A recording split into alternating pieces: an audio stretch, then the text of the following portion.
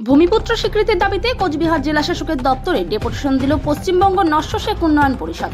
সংগঠনের পক্ষ থেকে সোমবার বিরাট মিছিল করে জেলা শাসকের দপ্তরে বিক্ষোভ ডেপুটেশন দেওয়া হয়। এদিন সংগঠনের এই কর্মসূচিতে উপস্থিত ছিলেন কেন্দ্রীয় কমিটির সভাপতি বজলুর রহমান, সম্পাদক নাসিরউদ্দিন আহমেদ, জেলা সম্পাদক আবেদ আলী সহ অনেকেই। উল্লেখ্য, বর্তমান সময়ে দিল্লি পুলিশ ভিন রাজ্যে কর্মরত পরিযায়ী শ্রমিকদের শনাক্ত করে যাচ্ছে এবং আগামী দিনে এনআরসির ঘোষণা হয়েছে। আসাম সরকারের মডেলের নস্য শেখ, শেরশাবাদিয়া, ভাটিয়া মুসলিম 6টি জনগোষ্ঠীকে আদি বাসিন্দা বা ভূমিপুত্র রূপে আইনি স্বীকৃতি দেওয়ার দাবিতে এদিন পশ্চিমবঙ্গ নস্য শেখ উন্নয়ন পরিষদের পক্ষ থেকে কোচবিহার জেলা শাসকের দপ্তরে ডেপুটেশন দেওয়া হয়।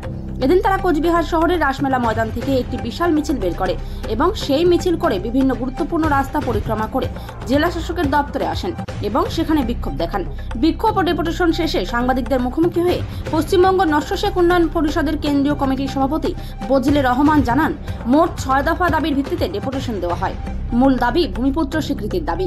6 দফা দাবি নিয়ে আমরা ডিএম ডেপুটেশন দিচ্ছি, কিন্তু মুখ্য দাবি, প্রাইম দাবি আমাদের হচ্ছে ভূমিপুত্রের দাবি। আমরা যারা নস্য শেখ, শেরশাবাদিয়া, মমিন, এখানকার নেটিভ যে মুসলিম জনগোষ্ঠীগুলো আছে, আমরা কোনো ধর্মীয় সেন্টিমেন্ট এখানে ব্যবহার করতে চাচ্ছি না।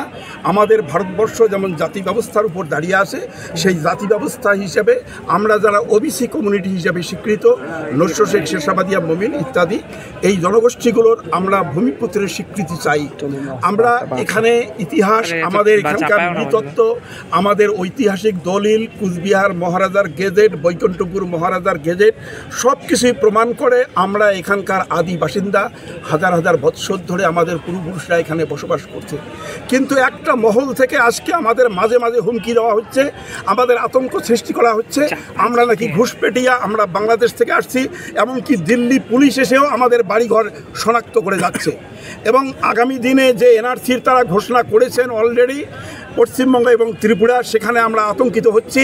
আমাদের 60% লোক আজকে কিন্তু ল্যান্ডলেস লেবার। আমাদের মধ্যে 13 লক্ষ লোক, 40 লক্ষের মধ্যে 13 লক্ষ লোক পরিযায়ী শ্রমিক। এরা কোথায় পাবে জমি জায়গার কাগজ? কেমন করে প্রমাণ করবে আমি ভারতের নাগরিক?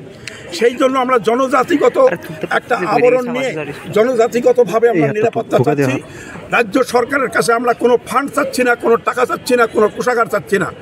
আমরা চাচ্ছি বিধানসভায় আমাদের আসামের মডেলে আমাদের এখানে একটা ভূমিপুত্রের স্বীকৃতি দেওয়া হোক। নিম্ন 50,000 মানুষ সেখানে যাতায়াত করে। দেখুন তো, পাশে আপনাদের শিলিগুড়ি আছে, সেখানে মহানন্দা নদীতে 6খানা ব্রিজ আছে, এপার থেকে ওপারের মানুষের কানেকশান করা আছে। মহানন্দা তো একটা বড় নদী, সেখানে যদি 6খানা ব্রিজ হতে পারে, বালুরঘাটের আত্রাই নদীতে সেখানে যদি 3খানা ব্রিজ হতে পারে, আমাদের তোর সাথে আর একটা ব্রিজ হতে পারে না? এতগুলো মানুষের, দরিদ্র মানুষের যাতায়াতে একটা সুবিধা হয়, সেই জন্য আমরা ফাঁসির ঘাটের সেতুর দাবি জানাচ্ছি।